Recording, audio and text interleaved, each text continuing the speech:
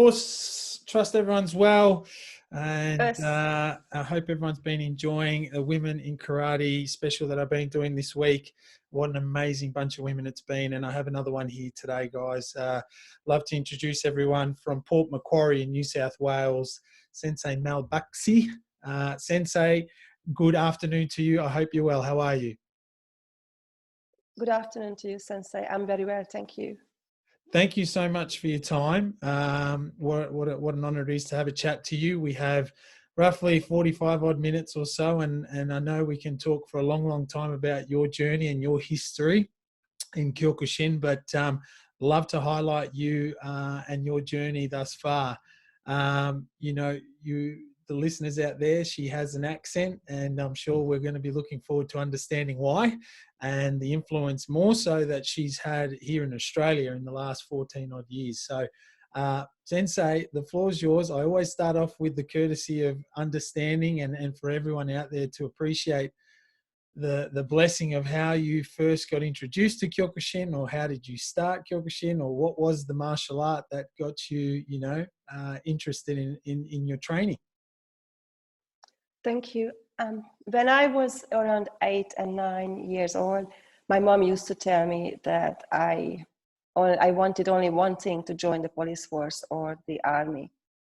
And she didn't take it seriously. She thought I was joking. But then by the time I got to age 17, I had a collection of a military collection in my cupboard, and I had a collection of military books as well. Right. So my friend asked me to go to and watch his karate class, Kyokushin Karate class, in a small town in Hungary called Eger. And I went to the class and I quite enjoyed it. And I had an understanding that if I wanted to join the army, I had to do more than just join the army. I had to do karate. I had to be a little bit different to fit in to this is a male environment. Right. And I stayed, and it's going to be 34 years now that I do karate. Congratulations. And well done. Thank you. And basically all my military background and my dreams, that was the main reason I joined karate. I wasn't really talented. I used to be really good in handballing. Yeah. And I had lots of training, and I spent lots of time practicing to be better. That was my little journey. Also, my town was a really small town. Yeah. And everyone knew if someone did karate. It was a very big thing in my town if you did karate. Everyone knew your name, and everyone treated you differently. It's like a little hero.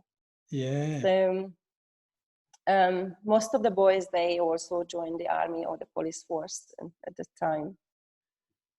Wow, there you have it. So I guess late teenager, and what a commitment you wanted to pursue the military / police force in Hungary. And I guess so once you started training, you obviously loved it, or was it something that you were, loving as you progressed, or was the influence of the sensei your, encouraging, what was it that made you continue on? I think that time in when I was young in Hungary, we had a very strong Russian influence. Okay. So at the beginning, I liked it, but it's not something I could do easily. Mm-hmm. But because of the Russian influence and the attitude, how we had to grow up, I just had to keep going because I started. And I knew if I would like to join the army, I have to do karate. The boys, they were really always helpful. And my Shihan Sensei Josef Borza, he was one of the best fighters that time in Hungary. And we had a very strong dojo. He had a very, very strong dojo, and with very specific rules. Long time ago, if you were a white belt, you were not allowed to get change. on a bench in a change room. You had to get changed on the floor. And with everyone, even blue belts, they were extremely proud. The blue belts had to teach the white belts. I was not allowed to talk to yellow belts and above. Right. So it was a very strict dojo, and I just had to keep going. And it was very hard at the beginning because the blue belts, they treated you that you are just a white belt, as I was.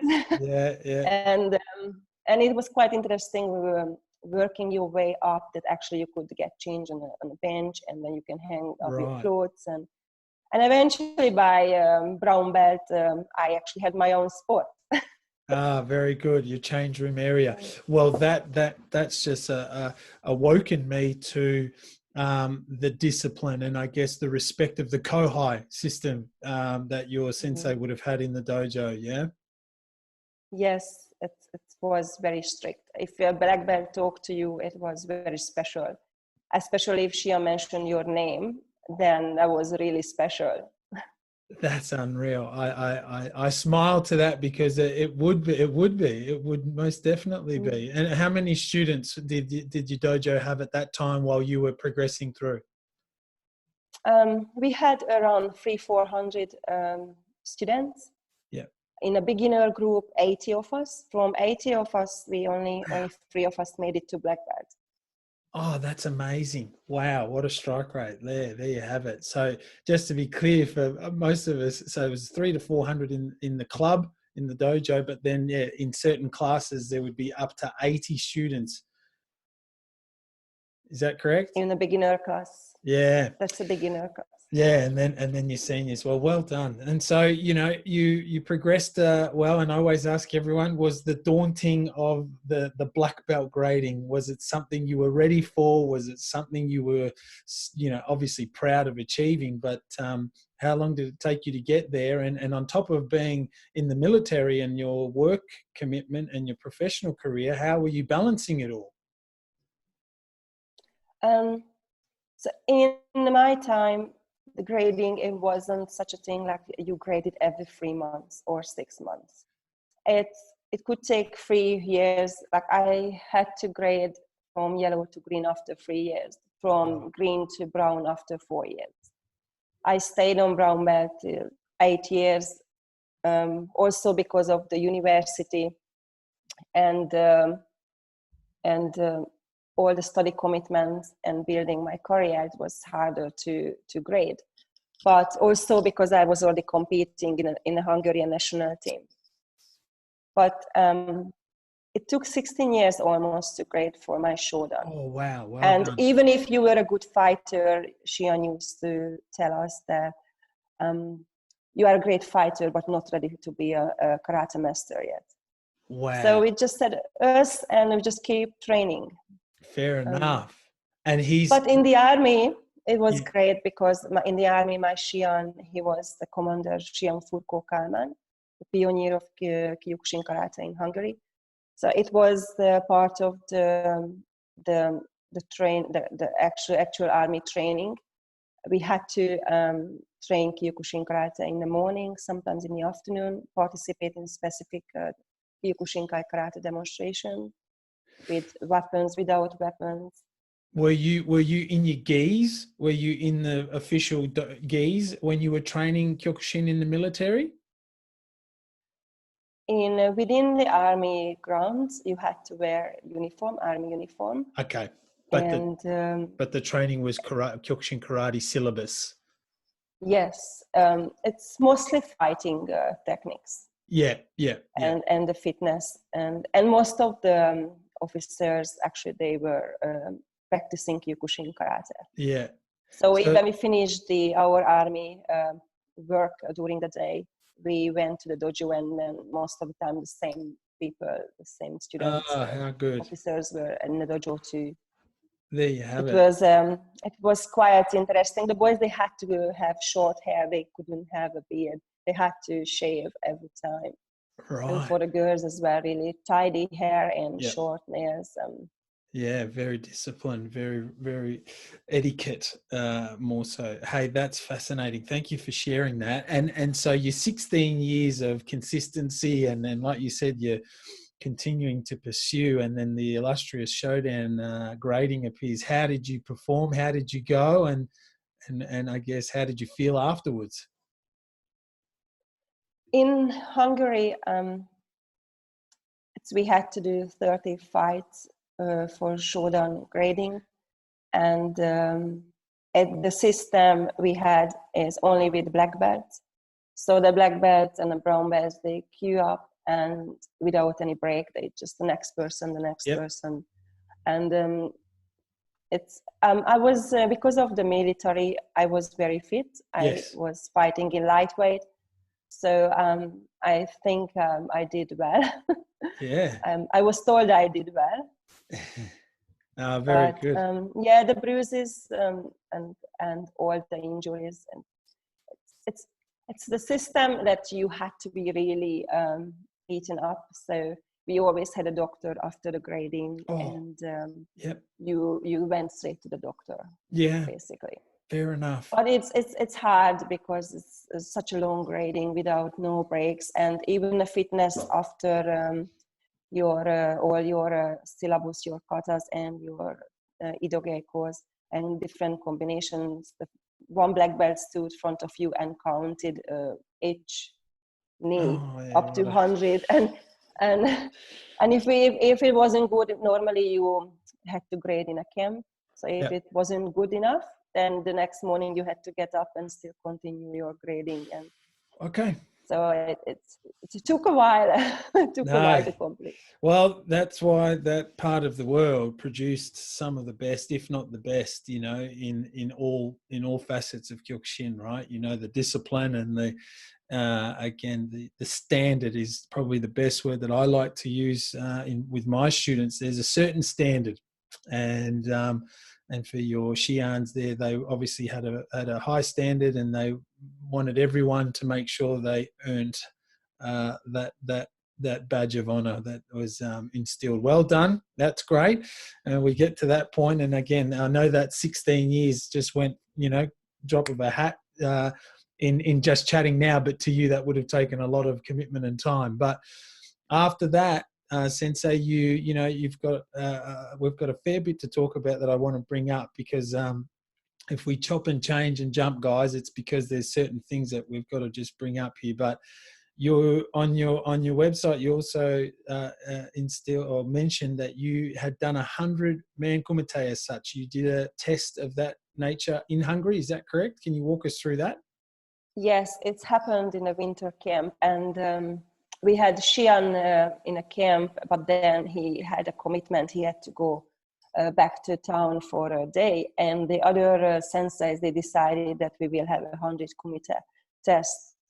And if you probably know that long time ago in towns, in different towns, there always was a competition between dojos.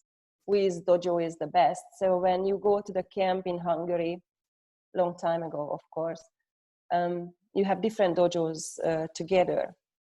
So it was really tough. I couldn't walk for 2 days in a camp the next few days, because I had to fight with other boys, and not really good. It's the boys were the issue, and they were from a different dojo. So it's the way how it worked, that if you see someone from another dojo, you really had to beat the person up, and then the next person, if it's your dojo student, and you are friends, and so it was. We had water break. Sometimes we had 5 seconds. So what I'm getting is everyone did 100 fights. Everyone in the camp at that day, there was 100 rounds. After a certain age and grade. Not the children. Yes. Well, there you go. Well done. That's very cool. It's more so at a camp. You're thinking you're probably going to be doing some other things and exactly enjoying yourself a little bit. And in the end, 100 fights. Well, that's fascinating. And I wasn't expecting that. No. And that's my point. So others prepare for 30, 40, 50, rounds for their grading and 3 months of training or whatever it is. But there's no doubt that would have made a lot of you, a little bit happy and upset. Happy meaning, okay, what are we doing here? But let's just do it. You have to, right? Correct. Couldn't walk for a few days, but that's part of the fun. You know, from then on, you, I guess, as a showdown, and then working your way, you competed a fair bit. You represented Hungary in the selection teams. You would have fought overseas in Japan. From Hungary, it was really hard to travel to Japan. Okay. And even today, it's very hard unless we have sponsors. Right. So we attended all world tournaments around Hungary. We traveled, normally hired the minibus and traveled different countries. We didn't have many sponsors that time, but around competing around Hungary, it was really hard to get into the team, because that time we had one Hungarian team, and every weight category you had only 2 girls. Same with the male fighters. So you could only get into the team if you already won a couple of nationals, and if some of the girls, they were, you know, they finished fighting or they retired. So I was lucky because one of the sensei ladies, she was expecting a baby. So it was finally my time. And again, there are so many good fighters, so they had to choose someone. So it was absolutely a privilege that they choose me, and I had the opportunity to get into those. So if you travel to overseas, only 2 fighters in one weight category. If you stayed in your own country, 4 fighters in the same weight category. I see. Wow, that is a selection, and there's no doubt about that. That would have been very, like you said, privileged, but also, how did you, I guess, embrace that? You know, were you in that team for 2-3 years, or was it something that you had to, you know, each year, you know, continue to win to be a part of it? How long were you in there for until? I was in the team for a couple of years. Okay. And also in Hungary, you have a system. It's like the Uchi Deschi training program, that you had to go and train in camps for weeks. The girls and the boys, they were separated, and we had different instructors. So we had Shihan Halász, the head of the women national team. So sometimes we went to out of town 2 weeks, so longer, for only for competition training.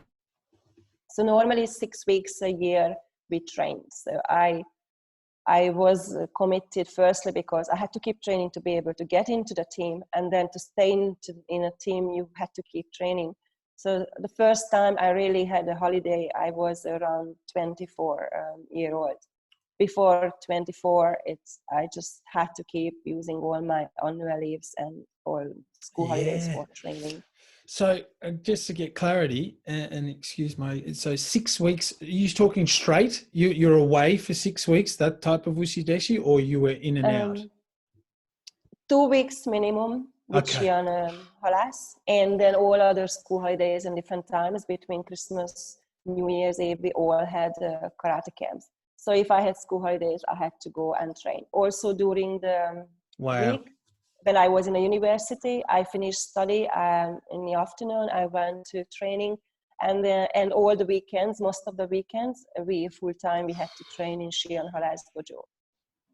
So it was a lot to manage, teaching, studying, and plus training for tournaments. Normally 3 times a day, so I had to manage my study, getting up early, training, and being on a diet all my life, really. Yeah.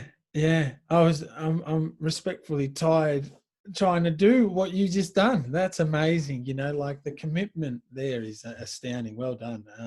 Again, we just gesture it now, but I'm sure that would have been a lot of sacrifice. So thank you for sharing that. That guys, I'm sure that everyone that's listening to that puts into perspective a fair bit of the work and the level that they would have all gone through. That's amazing. So, you know, with all that being said, you, I guess, well, you know, let's slowly progress into Australia and your time. So I appreciate you sharing your history there of your training in Hungary. How was the move to Australia? Why did you move to Australia? And I think it's about 14 years since you've been here. Is that correct? Yes, my parents moved to Australia just around 2004. Uh-huh. And I lived in London. When I finished the National Defence University, I moved to London to learn English, and I went to the university there too. And I trained with Sensei Orlando, which is so important to mention because Please, yes. he helped me to actually live in London. I knew no one, and he had me everything to get my documentation to be able to train karate and have friends and have actually start a life in London.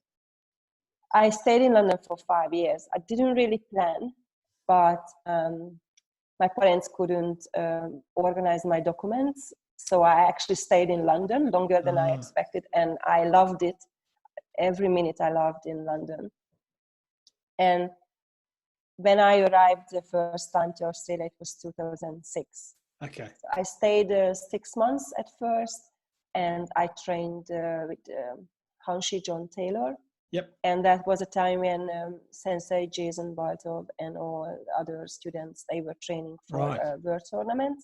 Yes. So I had a great time that I could be part of the team training, and nothing I had to do visiting my parents for 6 months, only training and training. Oh, how cool. There you go. It is very special, very, very special. Yeah. Yeah. So that was obviously in Sydney. You were based out in Sydney, yeah? Yes, we lived in eastern suburbs. Great. And so you've what's the best word? You've had a taste of Australia, in Sydney more so, beautiful, beautiful city, and then you decide that's it, I'm staying, or what eluded, what brought you back? I went back to London. I finished my studies, and I had a career as well. Because at the National Defence University, I graduated as an accountant. Okay. So I worked as an accountant in London. But seeing my parents being so far away and understanding that they were getting older, they needed more help, I had to make a decision, and I had to move to Australia permanently. And we lived in Sydney, in eastern suburbs. I didn't know anyone really, but I Googled where can I go to karate, and Hanshi John Taylor's dojo was the first to see in that area. Yeah. So you get to Australia, and then were you fortunate to transition into your career? Were you married at that stage? How was that working out for you, on that level as well? It's a family sponsor visa process, so we were quite lucky that we could get to the family business, like the family visa really. And I think in around 2006 it wasn't that hard than nowadays. So it took 5 years. It took my 5 years to receive my citizenship. Yeah. Oh, very good. And how did you enjoy? You obviously loved your time training with Hanshi John Taylor and I guess and Sensei Jason. How were you continuing on with your progression with karate? Then you were, how do I say it? So were you thinking, is it time to stop? Was it something that you ever crossed your mind with, traveling and doing what you had to do and picking up your life and bringing it to Australia? Was it something that you're like, no, I'm going to find what I'm doing here, and away we go? When I arrived to Australia, I did start studying again. Okay. And I also I got a job and had to start building my career. Right. But I was competing. I was participating in a couple of tournaments in New South Wales. Right. And I was teaching as well. I also started ninjutsu and cool. training ninjutsu, and visited Sifu's dojo in Sydney to learn Muay Thai. Cool. So I was really focusing on to keep up my fitness and I try to settle down. Gotcha. And receive my grading, my knee done, and be able to keep learning. Yes. And that's where I was very honored, and it was a privilege to be able to start traveling to Japan. Yes. So the first time I was able to travel to Japan, it was in 2014. Yep. And that was since then I went to Mitsumine every year, and I started judging as well in Japan. Yes. Okay. Let's perfect segue in respect of the movement to Australia, but then you've had some special training in Japan as well, and I'd love you to share with us a couple there. So you've done a couple of, have you done one or two Uchi Deschi sets with Shihan Artur? I went to training full time with Shihan Artur in 2018 the first time, and right. Last year before the tournament, in 2019 before the tournament, the April friendship tournament, I also attended his Uchi Deschi classes. And how walk us through that? Give some of us that have never done that, or more so a bit of a bird's eye view, and some of the highlights you had, and some of the changes you would have had to have done there as well to your lifestyle. Correct? It is really special time, because living in Hungary or in Europe, it was so hard to travel to Japan. Yep. It's all not because of the time, but financially as well. So Australia is much closer to Japan, and there are more opportunities. And the first time, I saw that the Russian fighters and students, they always train Uchi Deschi as an Uchi Deschi, and I thought it was only for male fighters. Yep. And one time I saw one of my Russian girlfriends that she graduated as an Uchi Deschi, and I sent her a message and asked, "How did you go there?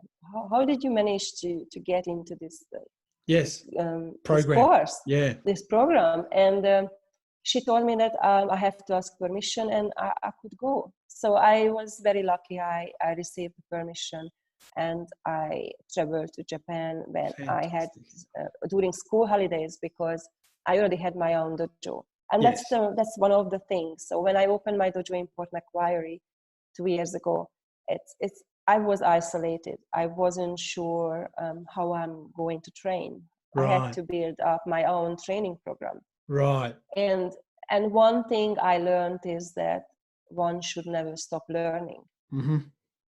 That was a great opportunity for me to basically keep going, learning, and learn from the best.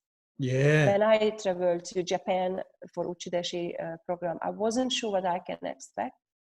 And I was a little bit afraid of the Russian boys because when I was fighting in Europe, the girls and the boys, they were not really nice. They always wanted, to win, and they didn't really. They had no mercy, really. No, I see what you mean. Yep. And it was quite interesting. The boys, they were great, especially one of the boys. Senpai Kostya Kovalenko. He's going to be a great fighter. And we lived in a dojo. It's a very small dojo, as you know, in Japan. The opportunities are different compared to Australia. And we slept in a dojo, and we didn't have bathroom. We had to go to the bathroom, the toilet, to have a bucket and wash ourselves using a bucket with cold water. So it's really special, and I love the fact that we only had to train, eat, and sleep. It's brought memories back from Hungary when I was completing the camps with the fighter ladies. Yeah. And I would like to tell you a story, because I think it's really important, and that's really changed my personality and my life.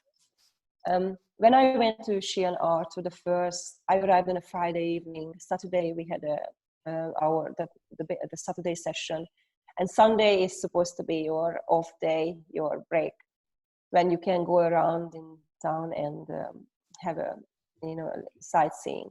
And on a Monday, when we started the full training program, he corrected my Gedan Barai, my Uchi Uke, and my Soto Uke. And I am sure that every black belt has a feeling that I'm not bad. I'm okay. I'm a black Understand? belt. Yeah. It's. I'm not saying it's an ego, but I'm sure there is a confidence. Yes. And I think I felt my confidence was shaking a little bit. That right. How possible I'm a black belt and I can't do Uchi Uke, Soto Uke, and Gedan Barai. Right. And I'm a teacher. Yes. And I grew out of this feeling because I understood that he wanted me to be the best.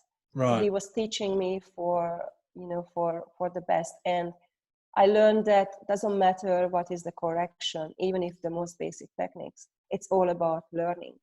Yeah. And by end of the Uchi Deschi program, all I wanted is to go back and learn and learn and learn. Yeah. And if he corrected me, I was so happy. I was very, very happy. Yes. But that moment, it did hurt. That I had to.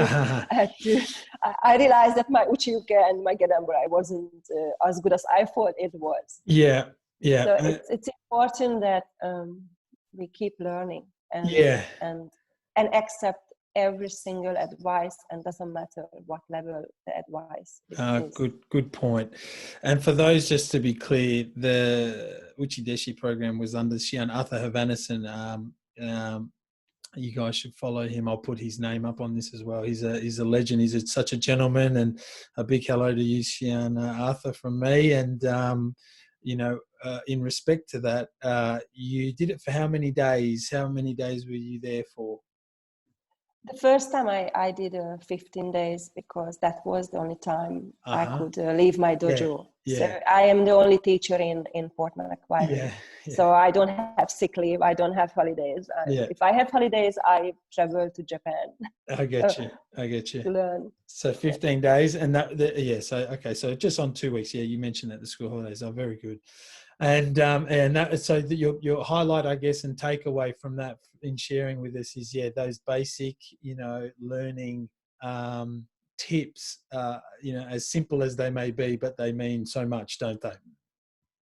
They do. And the next year in 2019, I'd have a different feeling to travel to Japan and train with Shihan Artur. I knew what I can expect, and I was extremely happy. He told me one time that I look so radiant, and I didn't even want to go home. I asked if I can stay forever. But it was a great feeling to train with the Uchi Deschi students. The dojo was full because of the tournament, so I couldn't stay in a dojo at that time. I had to stay in a hotel. Right. But you could go into training the morning, afternoon, and he specifically added a couple of more classes for going through katas and different combinations. It was beautiful. We went to Mitsumina together all with the Uchi Deschi students and trained there. And plus, he helped me to learn more for the exam, for the judging exam. So, because we had to have 100 questions to answer, and it was great. Like a judging exam for. Did you get a chance to judge in Japan in the end? The last 5 years, basically, I did judge every year. Oh, well done. And it is also very special how I didn't want to make a mistake, because I was so worried every time that it's in Japan. If you make a mistake, it's such a bad thing. Yes. And no. And it took 3 years to sort of get over the feeling that I can make a mistake. It is okay. But as much as I was nervous every year, I would always judge in Japan. It is again really special. Yeah. It's a great opportunity. Yeah, Sensei Janelle mentioned that as well. I'm not sure if you heard that one, Janelle Field, and she was saying that, like, not so much pressure, but just, that moment of not letting anyone down. I could imagine, yeah. Oh, that's Exactly. cool. Yeah. So they're great highlights in sharing with us your trips there and your training. And again, the theme, I guess, like you said, was, the way of just continually being taught and just learning more and more. And I guess, you've seen a lot in 34 years of being a part of Kyokushin, and then, your last couple of years, you've committed a lot of time and energy and commitment, and your full-time commitment is your dojo and in Port Macquarie. And how are you? I mean, COVID has obviously affected all of us, all dojos around Australia and around the world, right? So, you've adjusted to doing some one-on-ones and some online training. And how are you seeing, your next 2, 3, 4, 5 years? Will you still be in Port Macquarie? Are you loving it there? Are we treating you well, in Australia with everything? It was a hard move. It's when you live in Sydney, you think it's not the best move to Port Macquarie. But my parents decided to move to Port Macquarie, so it took 2 years for us to adjust, and we visited them and we loved it. And there is no Kyokushin Karate around Port Macquarie, so it was a great decision. It's a beautiful area. Yeah. Everyone loves outdoors, and at the weekends over here, it's camping. Every weekend is a holiday. Every day is a holiday, really. Yeah. And I opened my dojo. I have a full-time dojo now, and this year is supposed to be a great year for us because we were planning to participate in camps, especially Shihan Judge Reid's camp. We only bought tickets. Oh, you're going to come to Judge Reid's one? Yes, we only bought the tickets, everything. Yeah. And we also had planned to participate many tournaments, a bunch of things. Camps. Bugger. Yeah, a bunch of things, especially because for my students, they didn't get the opportunity to participate in many competitions the last 2 years. So this is supposed to be a big year, and COVID basically, COVID-19 changed our plans. Yeah. However, all the parents, so most of the parents in my dojo, they are Ironman champions, they triathlon, and so everyone is really an outdoor and a sport. Right. Sport. So everyone is keeping fit. I set up a couple of challenges for the little kids, for the children, and I bought trophies for them to deliver. And we also doing online classes together with the Nagaraki Kyokushin Dojo. I started teaching disabled children. Yep. So I think in term I started the classes, the one-on-one disabled classes again. Yep. And normal classes, we don't have the normal classes back yet, only online classes, but we do have the disabled classes. Very good. Oh, well, you're keeping yourself busy. That's great. And good on you with all the work that you're doing in that community, because it is a beautiful part of the world. I'm sure your experience and energy up there in teaching Kyokushin with your pedigree and your history would be outstanding. I would love to, see how some of your classes are going with your teaching. Very good. Sensei, we've got about a couple of 3-4 minutes left. Thank you so much for sharing everything so far. I guess from your perspective in, I think when we were chatting, you still want to compete. Is that, you're still loving the I guess the push of what Kyokushin offers, the push of that the ultimate truth, the challenge of facing someone else. Is that still something that you look forward to? I completed Uchi Deschi program and I judged the last few years. There's only one thing was missing is competing. Really? And I saw the boys, the male fighters in Japan, that they were fighting seniors, different senior categories. And I thought, I can do that. I'm sure I could do it. And I contacted Shihan Richie to ask her, because apparently the union, Kyokushin Union, they have senior women competitions. And they have the open Japan tournament. Yep. So I'm hoping that this is something Shihan Richie will help me to get to, and I look forward to see how I would be doing between age 40 and 50 category. 40 to so 50. That's quite exciting for me.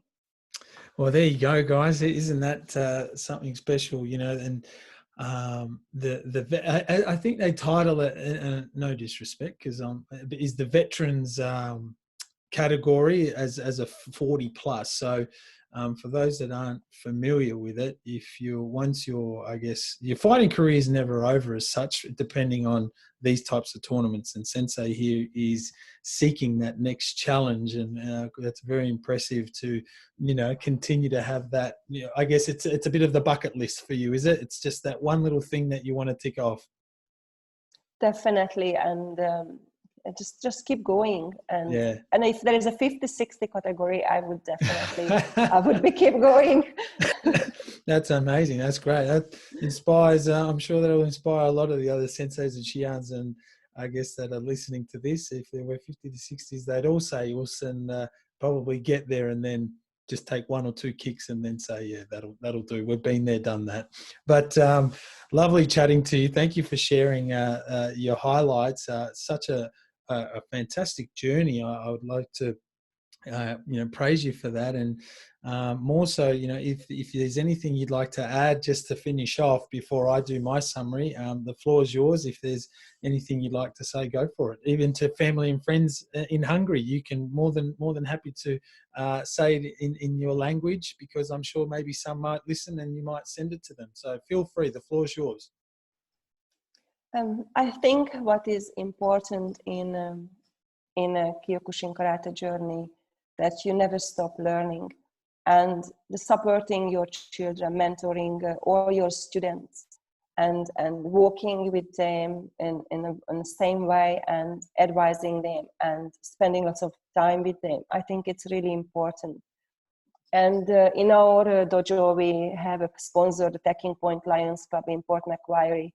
So the opportunities for children, and especially families, they don't have strong financial background, that to reach every child who would like to train, doesn't matter where they come from, and help them. If it's with a sponsor, if it's your own effort. I would like to say that I think every child deserves a chance, and if someone hasn't got opportunity to train, to find a child and give an opportunity, and just keep learning. And doesn't matter who is a teacher, who is taking the class, there is everyone who can teach you something. And I think staying humble and keep your head down and learn, that's what is important. Oh, great message. Fantastic. Thank you so much. And thank you for your time. Thank you for sharing that. And I'm sure a lot of us have learned a little bit more history there around Sensei Mel and her upbringing, but more so what she's doing to the community here in Australia and up in Port Macquarie. And well done to you. Congratulations. In 34 years of Kyokushin as well, more so. And happy Mother's Day to you tomorrow. And thank you. Thank you so much. And keep up the great work. We really appreciate it. Thank you so much, Patrick. I really appreciate your time. Thank you. Us, my pleasure. Us. Nice, lovely talking to you. Us. Thank you. Thank you.